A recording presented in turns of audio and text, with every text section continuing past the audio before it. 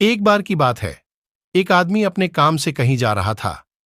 रास्ते में उसने एक हाथी को एक पतली से रस्सी से बंधा हुआ देखा।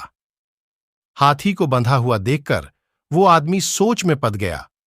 वो सोचने लगा कि इतना बड्ढा और शक्तिशाली हाथी इतनी छोटी से रस्सी से कैसे बंधा हुआ है।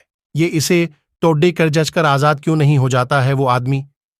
ये सब बातें सोच ही रहा था कि उस हाथी का मालिक वहां आ गया। हाथी के मालिक ने उस आदमी से पूछ की, आपको क्या चाहिए?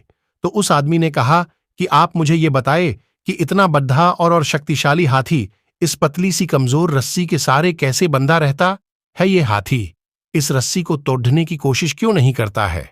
ये तो आसानी से इस रस्सी को तोड़ सकता है। उस आदमी की बात सुनकर हाथी के मालिक ने कहा कि मैं इस हाथी को इस रस्सी से तब से बांध रहा हूं जब से ये छोटा बच्चा था। उस समय इसमें इतनी ताकत नहीं थी कि ये इस रस्सी को तोड़ सके।